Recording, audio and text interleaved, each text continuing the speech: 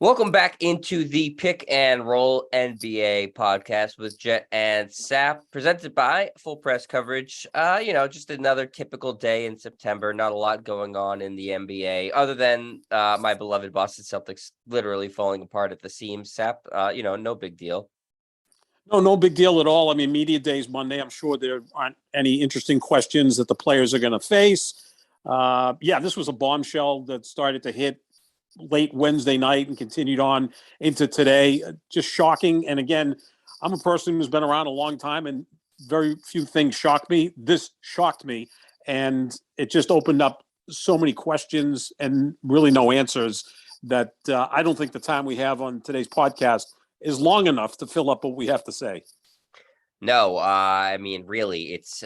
I was on a show with our friend Mike Molino last night on his show on Double M Media with Marv also, and talking about this and reacting live as the punishment got handed down for Celtics head coach Ime Udoka. If you don't know already, I'm sure you do if you listen to this show, but if you don't, report came out late Wednesday night from Adrian Wojnarowski that the Celtics were set to levy a heavy suspension on Ime Udoka. That's all he tweeted, essentially.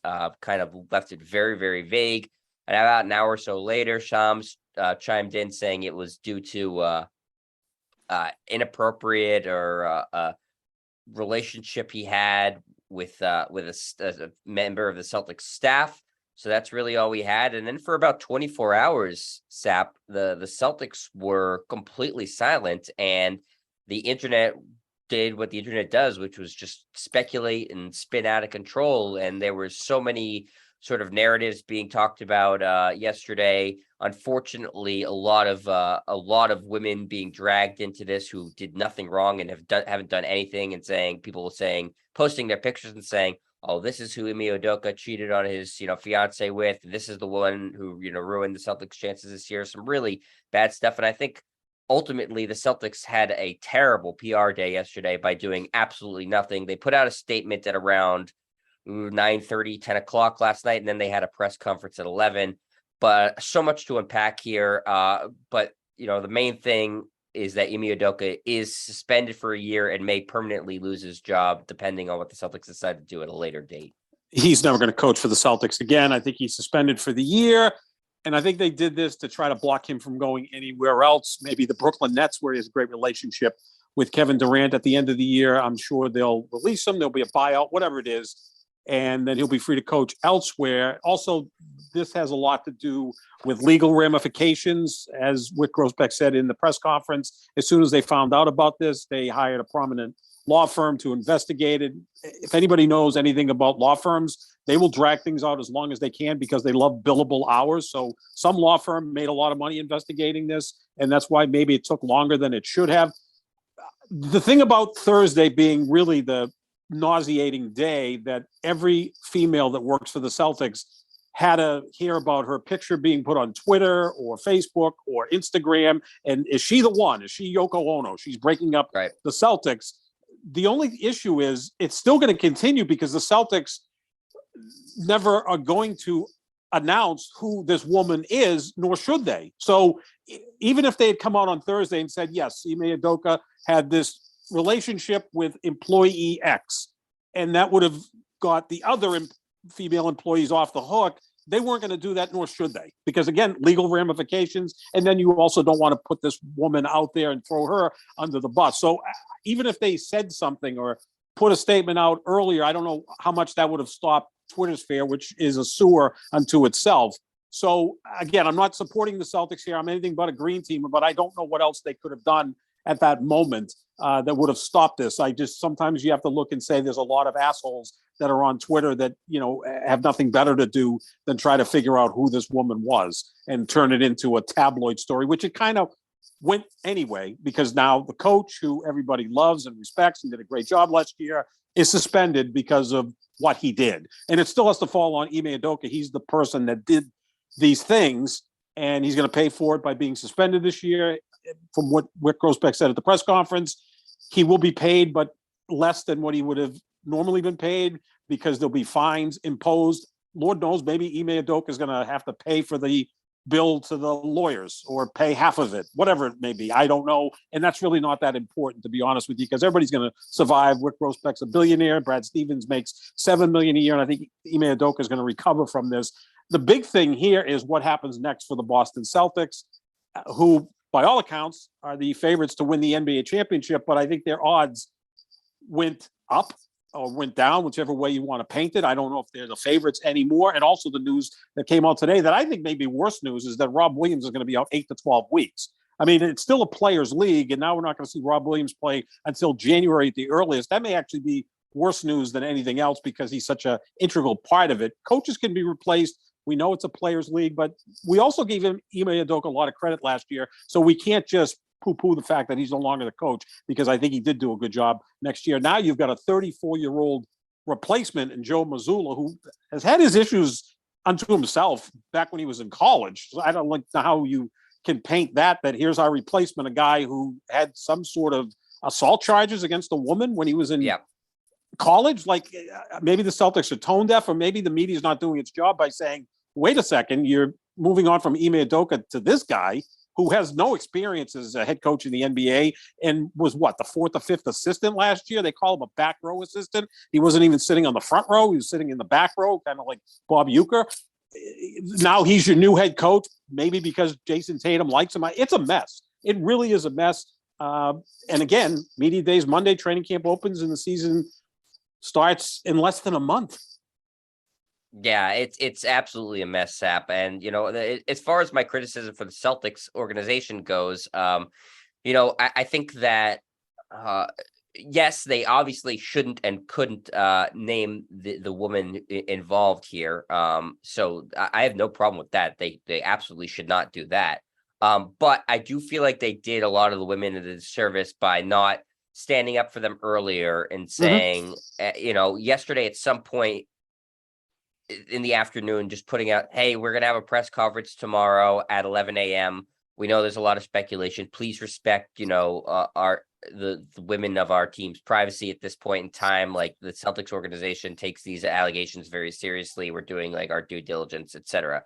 But they waited all day and all most of the evening. Would have that done anything though, Chet? I feel like it's the responsible thing to do, though, at the very least, because at least then they didn't feel like, they were it felt like they were abandoning everybody on the team. So the female employees, which there are many with the Celtics. I mean, in executive positions, it's not just like the girls that are cheerleaders. It's a lot more positions and prominent positions that are filled by women in the Celtics organization, probably in the NBA more than any other sport. Yeah, I get it. They could have put something out there, covered their ass at that moment, and said, look, we did what we could do. We can't stop all the a-holes on Twitter. We just can't. Right. Or just more like, we know what's happening right now. We're not completely in the dark. We stand with you. We support you. Let us have this announcement tomorrow, more formal announcement tomorrow. And also, a problem is too, like this, I don't know how this would have been handled, Sap, and maybe you could speak to this a little bit further. Had the story not been initially leaked to Woj, I assume it was from someone in the Celtics organization. I don't know how else it would have been. Would it have been a full a year-long suspension? Would it have been something handled more quietly in-house? I don't know. And also, I feel like, the initial reporting from Woj and Shams too is problematic because it was not a full story. Right. Yeah. I mean, imagine Twitter during Watergate. Like, that would have changed how that story was reported.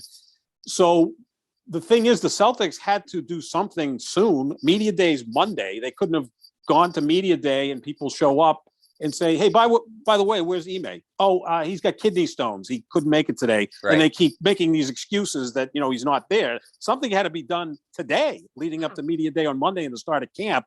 So I don't know if the Celtics were just trying to delay. And then when this story popped on Wednesday night, it was like, okay, we've got to get ahead of this as much as we can.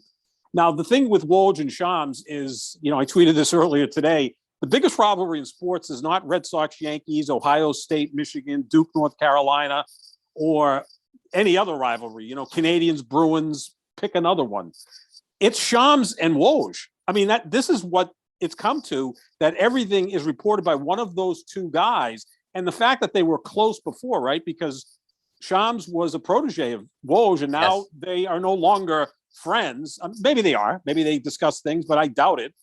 So they have to beat the other one to the story. And Woj makes $9 million a year from ESPN, mostly because of what he tweets out, right? It's kind of like Adam Schefter, who makes a ton of money doing it on the NFL side. Look, they're not paying Sure. Woj $9 million a year because he's a great personality. I think he's dull on TV. At least Schefter has a personality and will fight with people and kind of makes fun of the fact that he's kind of a short, cantankerous guy, right? A nerd. They're all kind of nerds at this point. You don't generally get, the guy who looks like an NFL quarterback doing this job. But Schefter at least offers more. Woj, when he goes on SportsCenter, it's like he almost feels like Ernie Adams, who was Bill Belichick's, confidant for so many years in the Patriots, that he's kind of like, seems kind of almost like I wouldn't say a creepy guy, but just a little weird.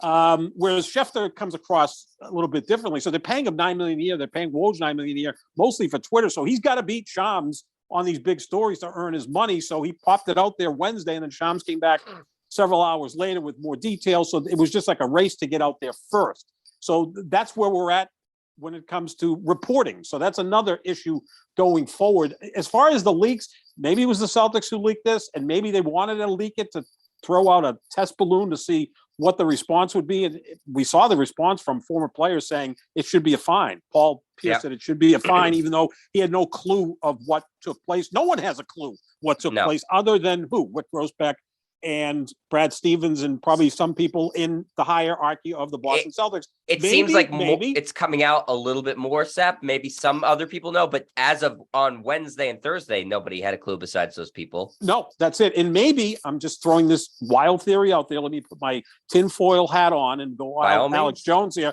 Maybe Austin Ainge knew something and kind of spilled it a little bit to his dad, who now runs the Utah Jazz, or maybe Will Hardy, who was, in fact, Ime Udoka's chief assistant last year, who is now the head coach at Utah, hired by one Danny Ainge, let it slip that something was going on. And Danny Ainge, we know, has a vendetta against the Boston Celtics. As Antoine Walker described Danny Ainge many years ago, he is a snake, right? So I think maybe you could go back there. And again, these are wild theories. I'll take my tinfoil hat off now and maybe talk more sense, but who the hell knows how these things happen? Woj is connected to everyone. Shams is connected to everyone. Who knows if Danny Ainge threw this out there to throw the Celtics into chaos? We know that this did not end well a year ago with Danny Ainge and the Celtics. He was fired. Yeah. He didn't retire because he resurfaced quickly in Utah, and now he's running things there. So who knows what happened? And maybe the Celtics put it out there to, again, as a test balloon to see what the reaction would be from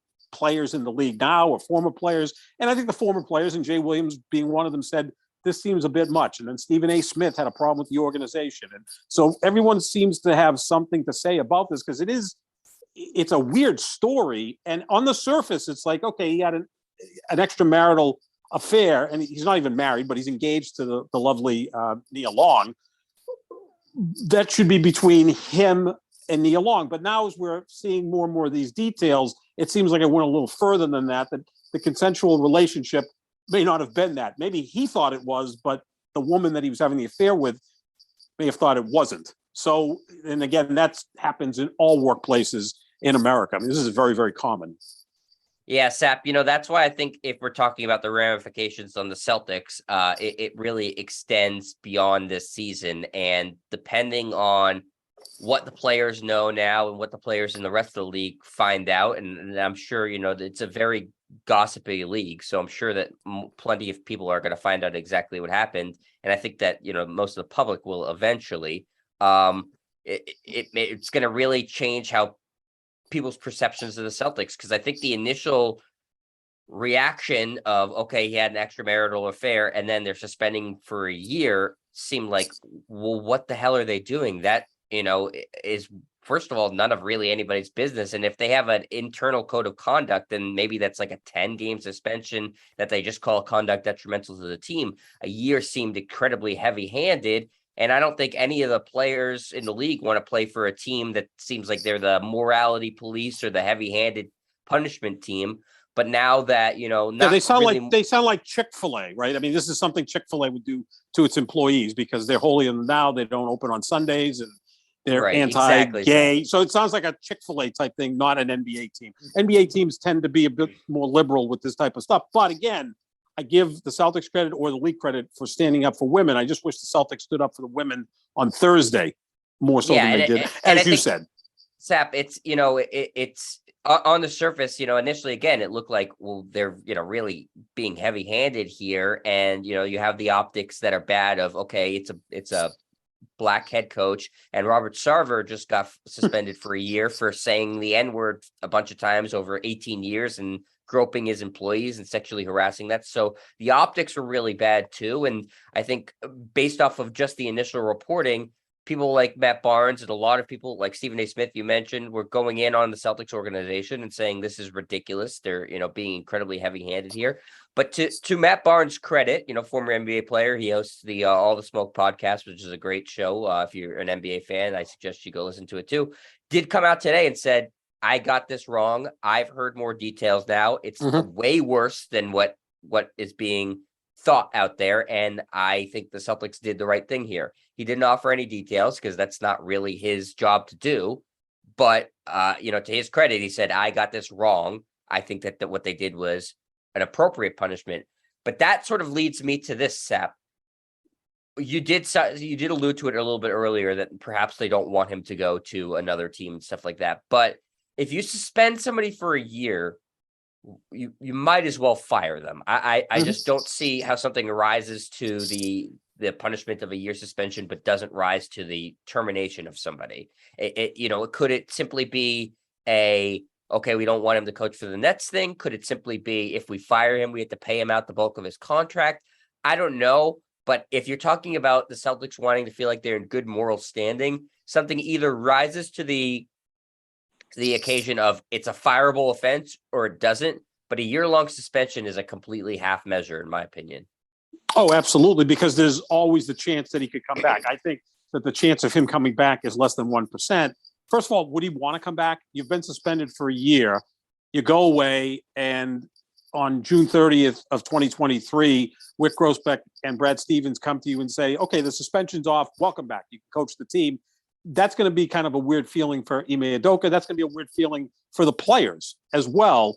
And that doesn't even factor in what happens this year with Joe Mazzulla as the head coach. Do they get bounced in the second round of the playoffs? Do they win 48 games? What exactly happens? And Mazzulla's in a no-win situation. If the team goes ahead and wins a championship, people are going to say, well, the talent was there. They won a championship. If they falter and get bounced in the first and second round, they're going to blame Joe Mazzulla and say, see, They didn't have Ime Udoka there.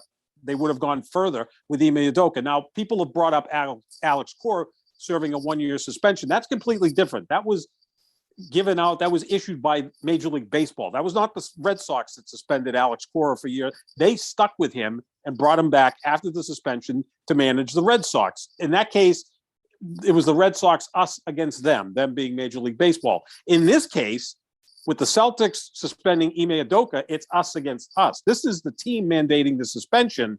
So I think after 1 year, they're going to move on from him, and then he'll be free to coach elsewhere. I just think that's the way I'm reading it. Again, unless more facts come out over the next several months, can the suspension be lifted? Like I was listening to the press conference, and that was going to be the question I would have asked if I was there. Could this, if more facts come out in a month and all of a sudden the stories get twisted around and it's not as bad as it appears to be today, and that's not likely, but just let's say it happens, could the suspension be lifted? And here's Ime Udoka, who was wrongly accused. I obviously was not at the press conference, so I didn't ask that question. Although I'll say this, I think the reporters there asked really, really good questions. I thought they were all pointed, trying to get as much news out of Wick Grossbeck and Brad Stevens, who said very little. The only takeaway I'll have from the press conference is Brad Stevens was asked, were you considered to step in as the new head coach? And he said, absolutely not. And Wick kind of chimed in and said, there was a discussion. I get the feeling that Wick wanted Brad Stevens to take over as coach, and Brad Stevens wanted nothing to do with it. First of all, what better job in the NBA than being a general manager? You don't have to travel. You travel if you'd like to, but you don't have to travel. You work a normal schedule, and you're making $7 million a year. Coaching is hard. And I think Brad Stevens has enjoyed 1 year as an executive, and it's kind of a cushy job. You don't have to deal with the players either. You don't have to deal with the players, right? Now, the only difference is if he was to step in as coach, even on an interim basis, although that wouldn't make any sense either. I mean, he's got cachet. He'd become the head coach. He now has more power than he did when he was coaching before, because he's also president of basketball operations. So if the players aren't buying in, he could turn around and make trades to get rid of those players. Now, you're not going to just trade Jason Tatum and Jaylen Brown because you had a bad relationship with them. You'd be insane. And obviously, I think Rick Grossbeck, who's got a lot of money on the line, would step in. But the point being, he'd have more power now as a coach than he did while he was working for Danny Ainge. But I think it was best that Brad Stevens doesn't step in. Mazzulla, I don't know much about him. He's very inexperienced. He's 34 years old. He coached at Division II level in college, but the players appear to like him. Brad Stevens respects him. I also think they're going to bring in a veteran assistant. We've heard the name Frank Vogel, which that makes sense. Oh, God. Frank Vogel's, I know, as an assistant coach, though, he's a good defensive coach, and I think you need some veteran there who can kind of help Mazzulla with the day-to-day operations. Now, could it be Damon Stoudemire? And they need somebody who's been a head coach in the NBA. They do. I thought Frank they needed Vogel it makes the last most year, sense. Sep. Yeah, and it worked out that Ime was a home run, at least until the summer. So, yeah, I think that Frank Vogel would be fine. He's a good defensive coach.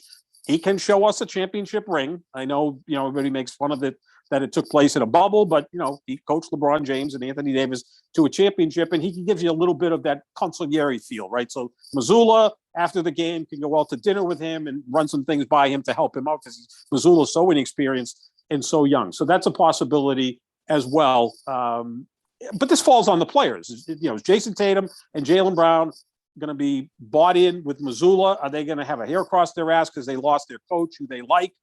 What exactly is going to happen? And again, we're talking contracts coming up pretty quickly for both players. It looked like, I'd say a month ago, that this organization was headed in the right direction. The last month has been horrible. Danilo Gallinari injures his knee. The first report is, 6 weeks, and now he's out for the year. Now, I'm not going to blame the Celtics on that because I think that report came from Italy, from the Italian team. So they botched that up, and now Gallinari's out for the year. But now Rob Williams going to have another operation on that left knee, first 4 to 6 weeks. And as is the case with the Celtics, they always try to put on a happy face. Well, now it's going to be 8 to 12 weeks. I'm going to say you don't see Rob Williams till probably after the first of the year. So you better go get a big man, Dwight Howard or whoever, to make sure that Al Horford doesn't wear out and you're not playing with an incredibly small lineup. Like, maybe that has nothing to do with what we're talking about today. But again, looking forward, the season's less than a month away. So these questions are going to have to be answered by the Celtics. I mean, they can't just sit here and stew and bemoan the fact that Ime Udoka is gone. The organization is going to have to make whatever moves they have to make, bring in Frank Vogel, bring in Dwight Howard, whatever, and move forward. And the players are going to have to make sure that they're not in a funk because they lost their coach. It's time to move on. Yeah, to that point, Sap, I do hope that the Celtics management and Brad Stevens and Rick Grossbeck were at least staying in touch with the players throughout this whole process. And there was an article that Shams put out on The Athletic late last night, sort of detailing a little bit more about this. And sort of, I think the key points he made was, and I tweeted this out too, was that, one, that the woman in question did possibly not feel that this was consensual, which is, obviously incredibly problematic. And two, that there was a closed door meeting yesterday between Brad Stevens and Rick Grousbeck and other Celtics owners.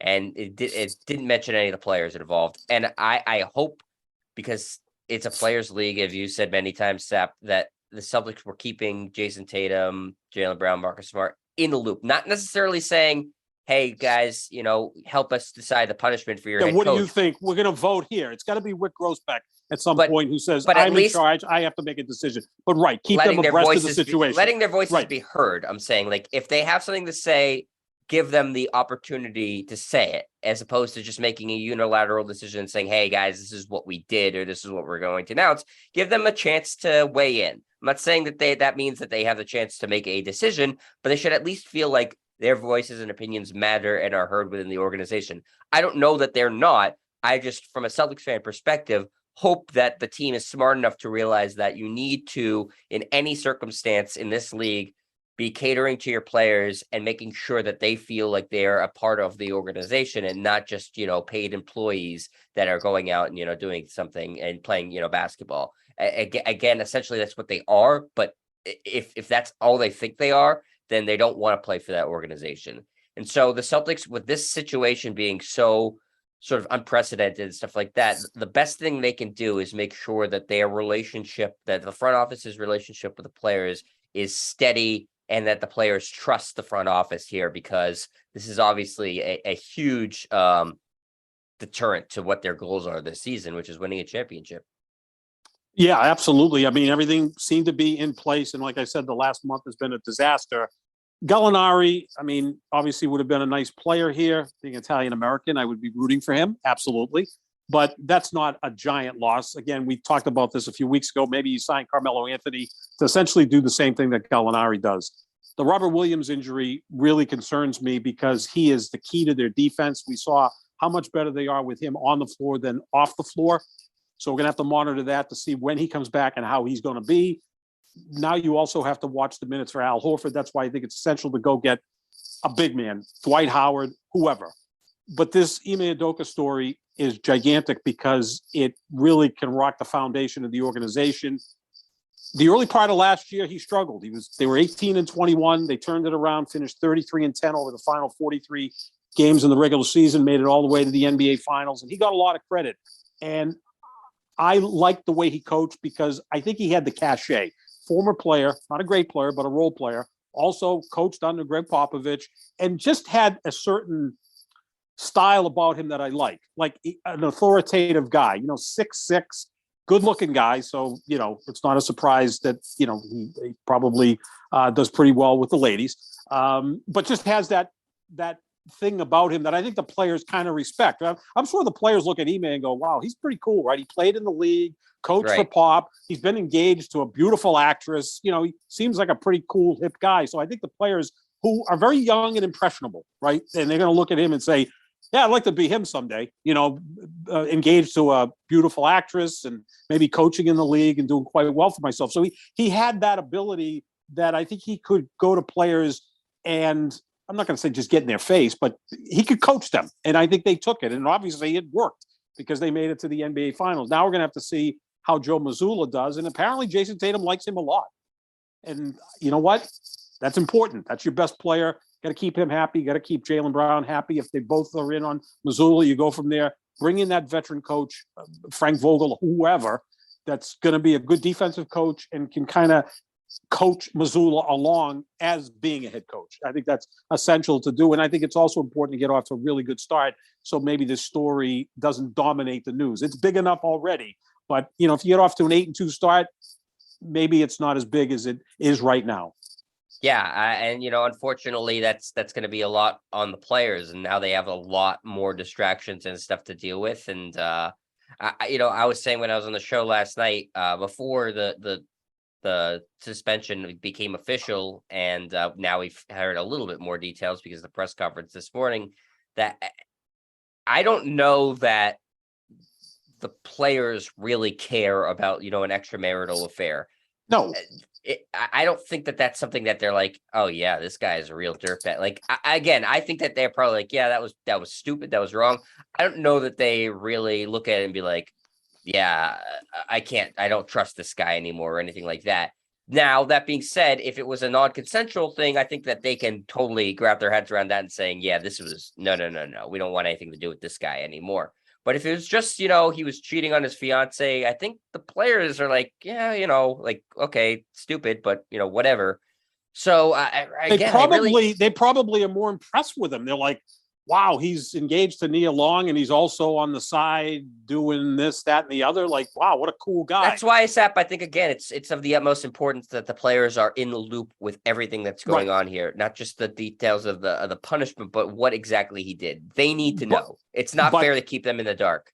No, absolutely not. But I think we can all agree it was a little bit more than a side fling, that it had to go to a different level. If without a doubt, the suspension was levied by the Celtics, and in fact, Grossbeck during the press conference today said it was multiple violations. Now, there's a difference between incidents and violations. It could be one incident with multiple violations. The way I kind of read into this, and again, we're still having to read into this because the Celtics aren't putting much out there because of legal ramifications. It sounds like maybe they warned him and he continued to do what he did, and then it went further and further and further to the point where it didn't end well with this woman. And then the woman reported Ime to Human Resources. And at that point, he'd been warned. I don't know. I mean, again, we're just speculating. And you never like speculating. And we've done that a lot through the show. but that's kind of what we do. If we don't have all the details out there, you have to speculate. And it's unfortunate. And again, it's just one of the weirdest stories I've ever seen because again, Tuesday, even with the Rob Williams news where he's going to be out 4 to 6 weeks, now it's 6 to 12 weeks. You still felt really good about the Celtics. They had the highest win total in Vegas. They're the favorites to win the NBA championship. A young, talented coach with a young, talented team with a coach that everybody liked. It's like, all right, this is going to roll into another, championship run. And now there's a lot of question marks. Yeah, it's a very strange story. It's an unprecedented punishment for a head coach in the NBA. And the fact that it's kind of open-ended, whether or not it's going to cost him his job, adds to sort of the intrigue and the gossip and everything like that. Like you, Sepp, I think it's incredibly unlikely that he comes back and coaches this team. I don't know how he can at that point. And again, the coach sort of like is in charge of enforcing the rules, especially on the road. And if he's saying to the guys, hey, all right, curfew's at 10, why would they listen to him? Be like, right, yeah, exactly. Okay, yeah, well, what are you going to be doing at 10 o'clock, Ime? Yeah. So I just don't see how it's going to work. I suspect he'll probably get another head coaching job in the NBA, but if it's as bad as Matt Barnes is alluding to and stuff like that, there was a report that Woj said he could be coaching another team as soon as this season. I don't see why if it's as bad as some people are making it seem, I don't see why his suspension wouldn't also carry over to another team being like, yeah, we don't want anything to do with this guy, at least for a year. Yeah, exactly. And again, was it sexual harassment? Was it sexual harassment?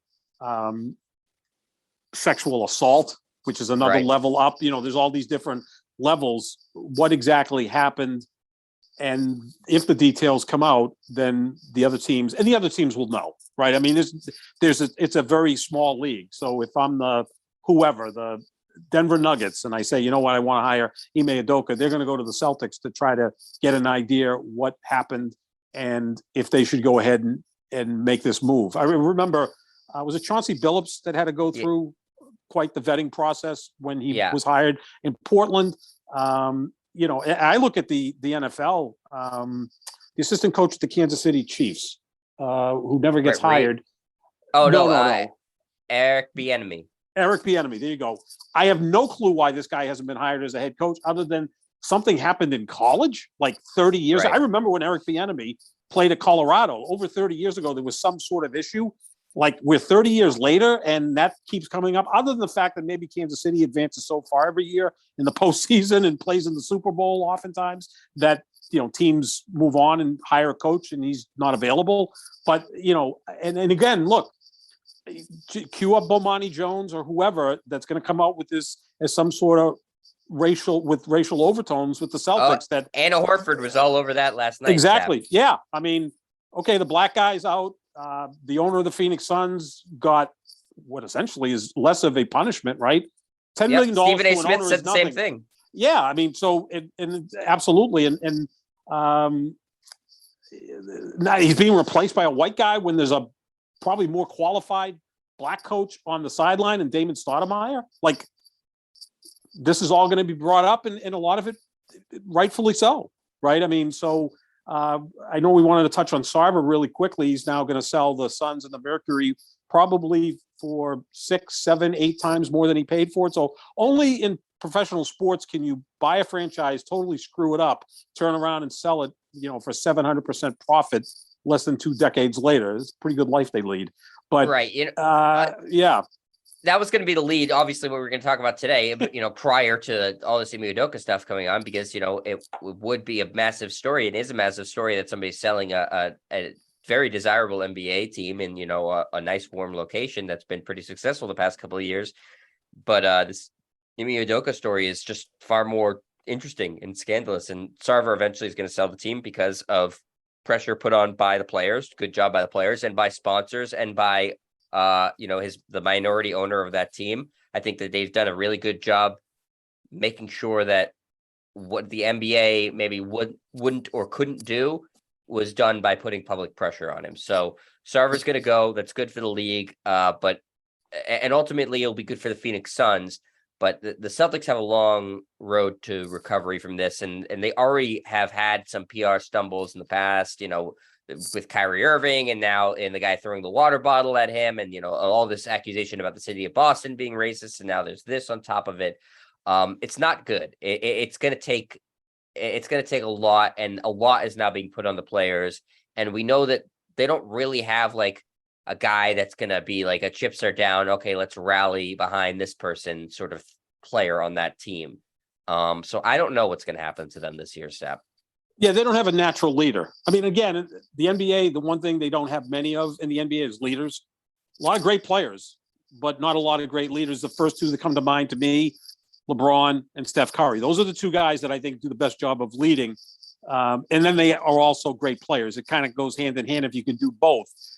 Al Horford's kind of a quiet guy. Marcus Smart, but I think sometimes Marcus Smart gets in his own way. Tatum is just not that guy. I think he just wants to go play basketball. Jaylen Brown at times seems like an introvert. They don't have a natural leader, and that's where Udoka was so good at. He was such a really good leader. And again, it's unfortunate. It really is, but he did this to himself, and we'll see what happens over the next calendar year. Yeah, I think that's something that we can talk about too in the next show, Sap, is that, it's just the fact that he's, was having his dream job for one of the preeminent franchises in all of sports, not just basketball, and he pissed it all away, basically. Yep. We don't know the full details yet, but really it's to do something so stupid. I said on the show last night, and I know we have about 2 minutes left, but people should have the same energy for Ime Udoka that they do for like Josh Gordon being like, or Fernando Tatis Jr., saying like, what a freaking idiot. Like he has all this opportunity. He's living out his dreams, and he can't control himself to the point where it's going to cost him his job. And I think that people need to recognize that too, and that it's a multi-layered story, and that Ime Udoka is chiefly at blame here. Without question, he has himself to blame. All right, Sap. Well, that's going to do it for us here at the Pick and Roll NBA podcast with Jet and Sap, presented by Full Press Coverage. Make sure you check out the website. Make sure you check out our social medias at JohnSap25, at JetStryer. We will be tweeting like crazy about the story as more of it progresses. And media day for the Celtics is on Monday, and so there will be more things and quotes to break down there as the players finally get a chance to speak about this, though I'm sure they don't want to, but that's sort of their media obligation. So we'll have plenty of stuff to talk about next week. And we will talk to you then. See you, everybody.